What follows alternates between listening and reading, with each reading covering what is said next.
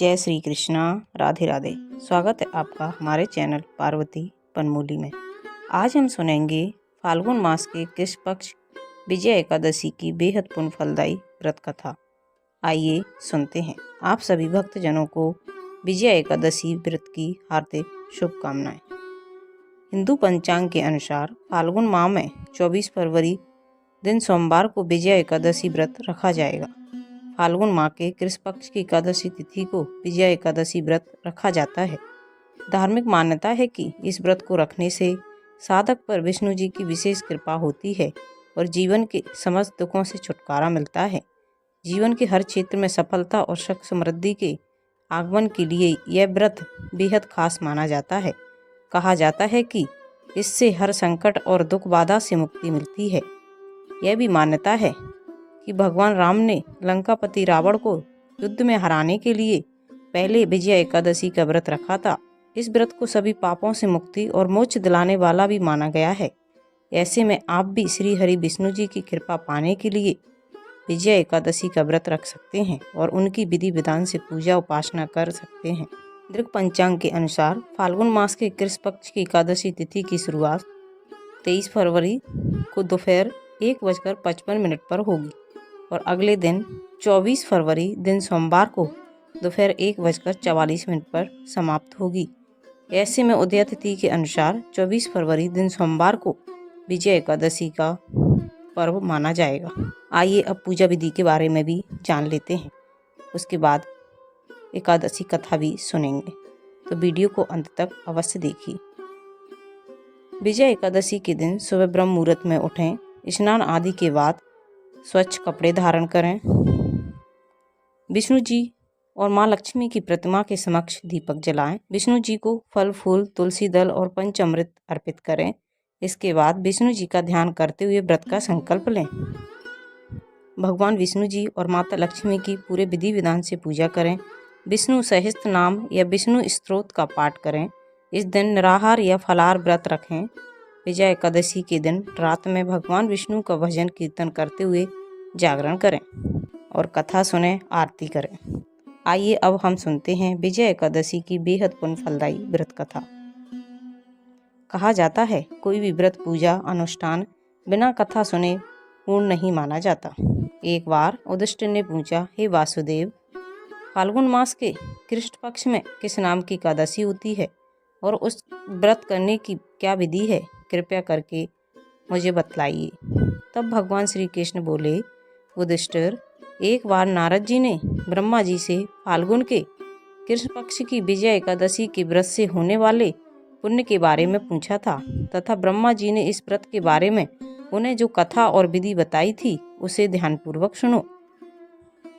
ब्रह्मा जी ने कहा, नारद, यह व्रत बहुत ही प्राचीन, पवित्र और पाप नाशक है। यह एकादशी राजाओं को विजय प्रदान करती है, इसमें तनक भी संदेह नहीं है।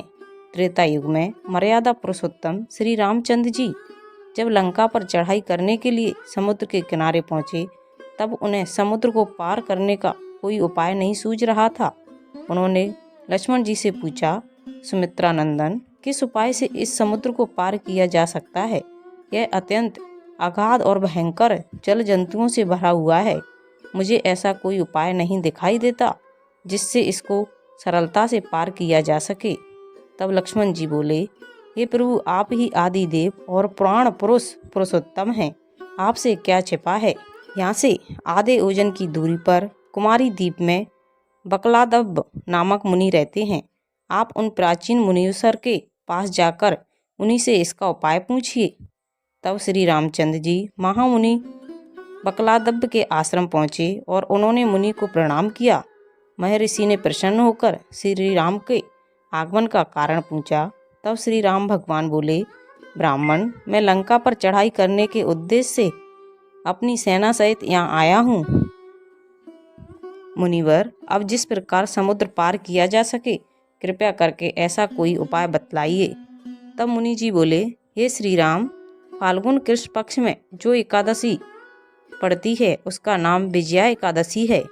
उसका व्रत करने से आपकी विजय अवश्य होगी। निश्चय ही आप अपनी वानर सेना के साथ समुद्र को पार कर लेंगे। राजन, अब इस व्रत की फलदायक विधि सुनिए। दशमी के दिन सोने, चांदी, तांबे अथवा मिट्टी का एक कलश स्थापित कर उस कलश को जल से भरकर उसमें पल्लव डाल दें। उसके ऊपर भगवान नारायण के स्वर्णमय विग्रह की स्थापना करें। फिर एकादशी के दिन प्रातःकाल स्नान करें, कलश को पुनः स्थापित करें। माला, चंदन, सुपारी तथा नारियल आदि के द्वारा विशेष रूप से उसका पूजन करें। कलश के ऊपर सप्तधान और जौ रखें। गंध, दीप, धूप और भांति भांति के नैवेद्य से पूजन करें। कलश के सामने बैठकर उत्तम कथा, वार्ता आदि के द्वारा सारा दिन व्यतीत करें और रात में भी वहीं जागरण करें। अखंड व्रत की सिद्धि के लिए घी का दीपक जलाएं। फिर द्वादशी के दिन सूर्योदय होने पर उस कलश को किसी जलाशय के पास, नदी, झरने या पोखर के तट पर स्थापित करें और उसकी विधिवत पूजा करके देव प्रतिमा सहित उस कलश को वेद वेत्ता ब्राह्मण के लिए दान कर दें। कलश के साथ ही और भी बड़े बड़े दान देने चाहिए। श्री राम, आप अपने सेनापतियों के साथ इसी विधि से प्रयासपूर्वक विजय एकादशी का व्रत कीजिए, इससे आपकी विजय होगी। ब्रह्मा जी कहते हैं, नारद, यह सुनकर श्री रामचंद्र जी ने मुनि के कथन अनुसार उस समय विजय एकादशी का व्रत किया। उस व्रत के करने से श्री रामचंद्र जी विजयी हुए। उन्होंने संग्राम में रावण को मारा, लंका पर विजय पाई और सीता को प्राप्त किया। बेटा, जो मनुष्य इस विधि से व्रत करते हैं उन्हें इस लोक में विजय प्राप्त होती है और उनका परलोक भी अक्षय बन जाता है। तब भगवान श्री कृष्ण कहते हैं, युधिष्ठिर, इस कारण विजय एकादशी का व्रत करना चाहिए। इस प्रसंग को पढ़ने और सुनने से वाजपेयी यज्ञ का फल प्राप्त होता है। आइए अब अंत में जान लेते हैं व्रत पारण की विधि। द्वादशी को सेवा पूजा की जगह पर बैठकर बुने हुए 7 चनों के 14 टुकड़े करके अपने सिर के पीछे फेंकना चाहिए। मेरे 7 जन्मों के शारीरिक, वाचिक और मानसिक पाप नष्ट हों, यह भावना करके 7 अंजलि जल पीना और चने के 7 दाने खाकर व्रत खोलना चाहिए। तो ये थी फाल्गुन मास के कृष्ण पक्ष की विजय एकादशी की बेहद पुण्य फलदायी व्रत कथा। अगर आपको अच्छी लगे तो प्लीज़ चैनल को लाइक, शेयर एंड सब्सक्राइब कीजिए। साथ में बेल आइकन को ऑन कर लीजिए ताकि जब भी लेटेस्ट वीडियो अपलोड करें उसकी जानकारी सबसे पहले आपको मिल जाए। और कमेंट में जय श्री हरि अवश्य लिखिए। Thank you.